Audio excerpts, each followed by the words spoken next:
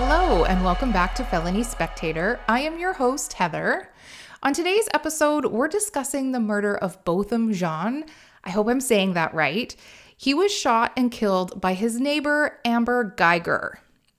What makes this case frustrating is that Bo was actually innocently sitting in his own apartment when this happened. And Amber was an off-duty police officer who claimed she thought she was going into her own apartment. Let's just get right into it, and you guys can let me know your thoughts at the end. Botham, Bo is what his family and friends call him, was days away from his 27th birthday and was an accountant at PricewaterhouseCoopers. And he was a native of St. Lucia and graduated from the University of Arkansas. Botham was also very much involved in his church, and you would often find him on stage singing in the choir. Apparently, he had quite the singing voice as well.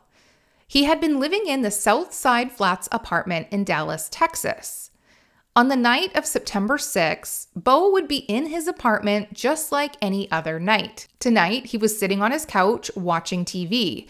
He was actually getting ready to watch the football game and getting some vanilla ice cream when Amber Guyger would burst into his apartment. Amber Guyger was a 31-year-old police officer and had just come home from a 13-hour shift as a Dallas police officer. It said that she only had about 5 hours of sleep the night before, so she would have been exhausted. But she would testify that she felt fine. Typically, she would be off work at 4, but this day she worked until around 9 p.m. because she had helped the SWAT team officers arrest 3 suspects in a robbery. Despite being so tired, her plan was to go home, change, and then head to the gym for a workout. It was a habit of hers and something that she did every day as a way to de-stress from her job. So Amber comes home after work to the South Side Flats apartments, and Amber lived on the 3rd floor and both lived directly above her on the 4th floor. And she would claim that she thought she had parked on the 3rd floor, and surveillance would show that she actually pulled over for a few minutes in the parkade before proceeding to her assumed parking spot. And just like any other night, she grabbed her backpack, her heavy police vest, lunch kit, and walked down a long hallway towards her apartment. She would then go up to apartment 1478, but didn't notice that this was wrong because she actually lived in 1378. Normally, Amber's dog would greet her when she opened the door, but she had taken her dog to her mother's house. And she did that because the building had scheduled maintenance that week, so someone was going to go into her apartment to do a moisture reading. And she didn't want the maintenance person to accidentally let her dog out. So when her dog didn't greet her at the door this particular night, it wouldn't set off any alarm bells. So the keys to these apartments are also equipped with an electronic chip. And this means that when you use the key, it actually has a light and will turn green when it's inserted into the correct lock. Today, she wasn't paying attention to that though and didn't notice that the light on the key had turned red. Amber claims she thought she was entering her apartment. And as she puts the key in the lock, she would see that the door was actually open ajar because as she's putting the key in, the force actually starts pushing the door open further. And as this door is opening, she would also hear the sounds of someone walking or shuffling around. Now, this scared her. She thought someone was in her apartment. She would explain it as pure fear and would draw her weapon. On trial, Amber would say that she had the door sort of propped open with the stuff in her left hand, so the backpack, the heavy vest, and her lunch kit, and she was holding the gun with her right hand. She remembers that her feet were still on the metal strike plate, and it was also really dark, so all she could see was a really large silhouette stand up from across the room by the back windows. She would give verbal commands to this unknown person and ask them to show their hands 2 times. Now, I would imagine that Bo was probably scared himself, and it said that he would yell back, "Hey, hey," but when he didn't show his hands, according to Amber, she would shoot her gun twice towards him, 1 bullet going into his chest. During the trial, she would say that this all happened very quickly, within seconds. So she didn't really have time to think and was just acting on fear. So Amber, a police officer, gave herself only seconds to determine that she was in danger and needed to shoot. She didn't actually know if the unknown person had a weapon. She decided to shoot because they might have been a threat from across a dark room. She thought that he was starting to come towards her and he was going to kill her. Medical examiners' reports would say that the bullet that went into Bo entered in a downward trajectory, past his heart, going into his stomach area. So the big question was Botham actually standing and going towards her, or was he cowering, maybe kneeling or trying to get down away from her? At this point, she says she walked fully into the apartment, turned on a light, and realized she was in the wrong apartment. There would be an ottoman in the middle of the living room that she didn't recognize. And then she saw Bo. And according to her, she would call 911 to get Botham medical attention immediately. Get up, man. Dallas 911, this is Carla. Where's your emergency? Hi, this is an off-duty officer. I need EMS. I'm in number... What's your address? Do you need police as well or just EMS? Yes, I need both. Okay, what's the address? I'm at apartment number 1478. I'm in 1478. And what's the address there? It's 1210 South Lamar, 1478. Yeah. What's going on? I'm an off-duty officer. I thought it was in my apartment, and I shot a guy thinking it was my apartment. You saw someone? Yes, I thought it was my apartment. I'm fucked. Oh my God. I'm sorry. Okay, and where are you at right now? I'm in, what do you mean? I'm inside the apartment with him. Hey, come on. What's your name? I'm Amber Guyger. I need to get me, I'm in. Okay, we have help on the way. I know, but I'm going to lose my job. I thought it was my apartment. Okay, and you're fine. Hold on. Fuck. During the trial, she would say that she was down beside Bo doing a sternum rub while on the phone, trying to keep him alive. She did not perform CPR. She explained that she sort of tried chest compressions with one hand, but stopped because it was too hard while she was holding the phone. And that is why she decided to do a sternum rub instead. She had seen paramedics perform sternum rubs before, and it's apparently something they do to keep a victim awake because apparently it's quite painful. But why didn't she put her phone down? She also had her police radio on her, but it didn't occur to her to actually use it. She could have called for backup instead of shooting. In fact, she didn't even use her first aid kit that she had with her. And this is a kit issued to police that has special bandages to control dramatic bleedings, such as gunshot wounds or stabbings. But it didn't cross her mind to even open her first aid kit. Bo would be taken to hospital where he sadly passed away from his injuries. 3 days later, on September 9th, a warrant was issued for Amber's arrest for the charge of manslaughter. She would be arrested and released on a $300,000 bail and put on administrative leave from her job. She would tell investigators that she must have accidentally parked on the wrong floor. And because all the floors looked identical, she didn't notice that she was in the wrong place. This whole situation seems so unimaginable. How can someone, especially a police officer, make such a huge mistake? Bo's funeral would be massive. Hundreds of people, work colleagues, family, and friends would show up to pay their respects. Students and former classmates would come, as well as relatives all the way from St. Lucia. Bo wasn't a mean person. He was very well liked, very intelligent, and a highly respected Christian. It's said that he wouldn't hurt a fly, and it just doesn't make sense that he was seen as a threat. Family of Botham would be very concerned by Amber's claims as well, because Botham had a red doormat outside his front door. Red was his favorite color. How did Amber not notice that she was walking over a red doormat? It's also said that Amber's door had a chime when she opened, but Botham's door didn't have a chime. So how did she miss these big clues? Was her exhaustion blocking her from recognizing anything around her? Bo was also watching TV, so there would have been ambient light. How she did not notice different furniture or the smell of what he was smoking. All her senses should have alerted her that she was in the wrong place. On September 24th, it was announced that Amber would be fired. This decision was made because the internal investigation concluded that Amber engaged in adverse conduct when she shot Botham, meaning just shooting an innocent person out of fear and not handling the situation professionally. During the investigation, the search warrant would also reveal that Bo wasn't shot across the room, but he was actually shot closer to the kitchen area, which is near the front door. So he must have heard Amber try and use her keys, and then came towards the door to investigate before she barged in. Ranger Davey Armstrong testified that the door locks actually have records that show when the doors are locked and unlocked.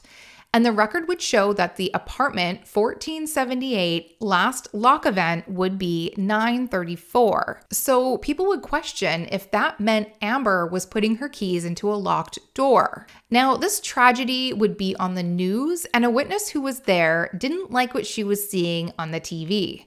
According to the witness, Amber was actually inside the apartment when she heard the gunshots. This witness, who goes by the name Bunny, would also come out of her apartment and start filming Amber as soon as she heard these gunshots.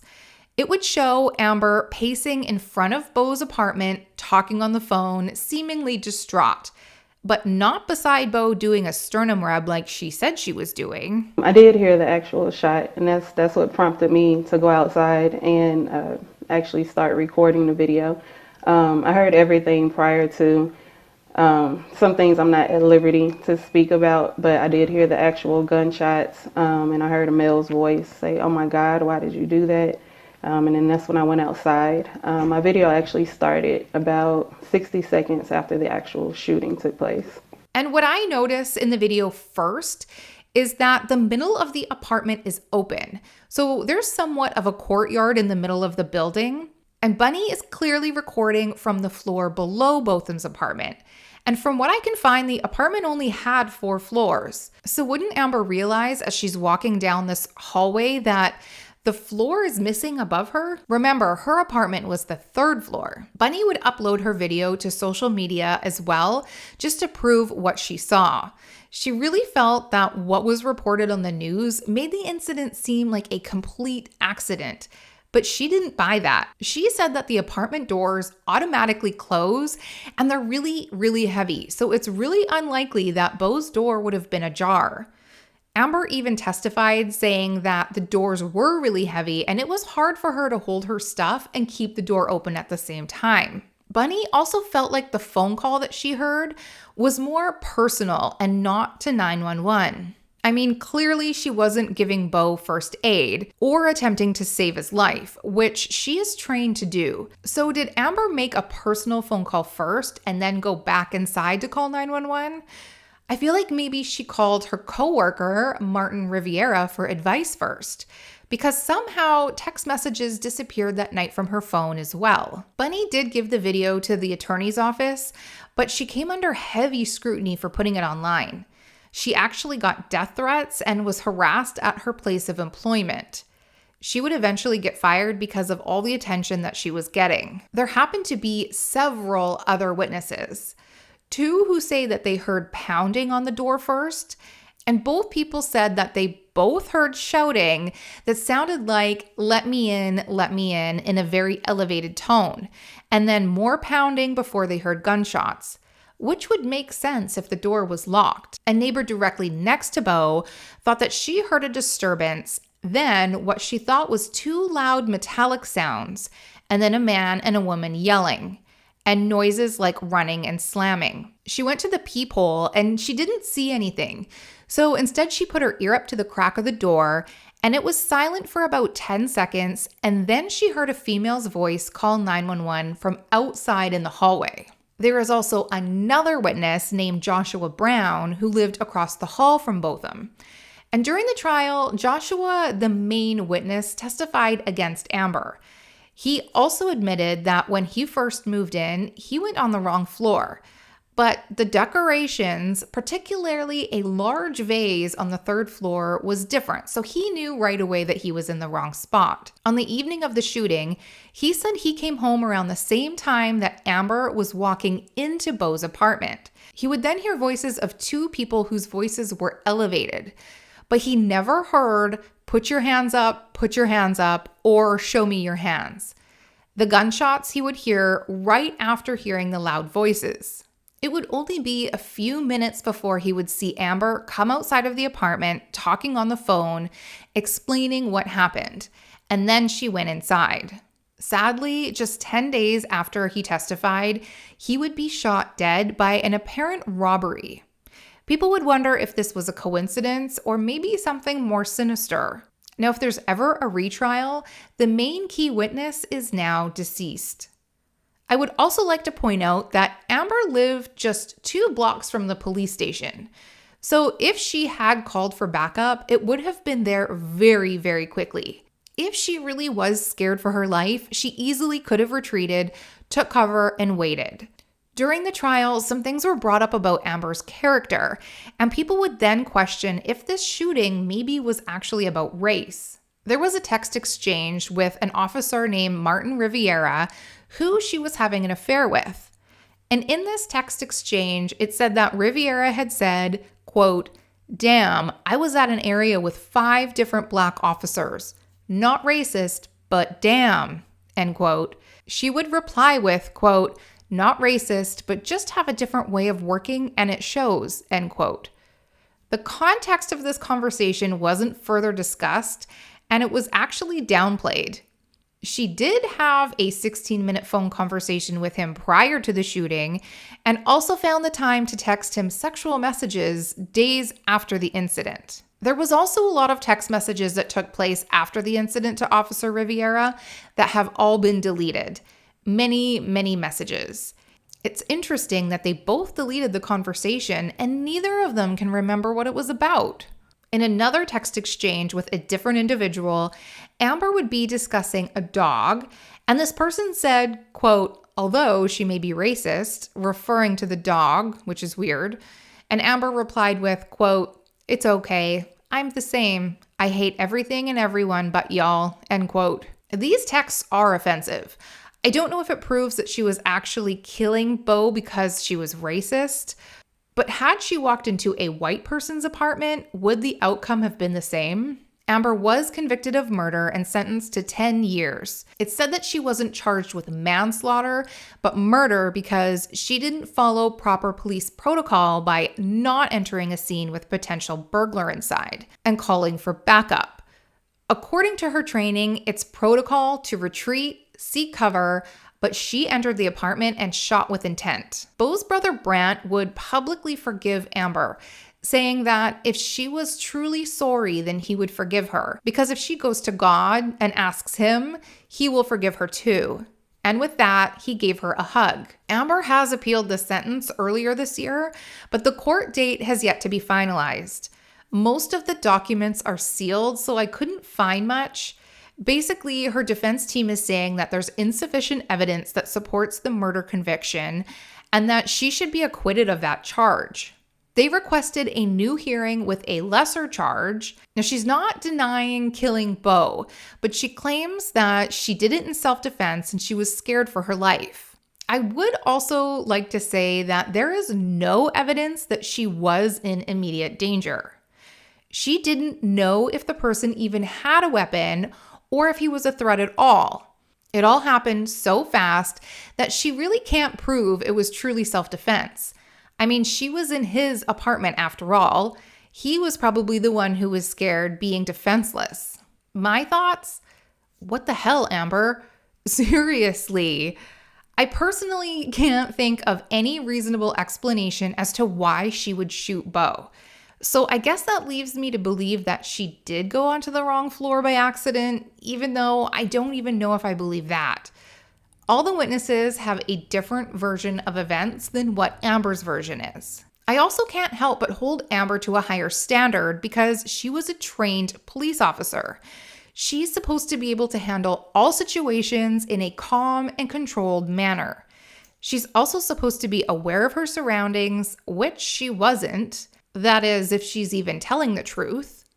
She knew better. She shot with intent to kill, and she deserves the prison sentence. What if it was a mother? What if there was kids in the room or grandma sitting there watching TV? You don't just shoot people without knowing what's going on or who they are.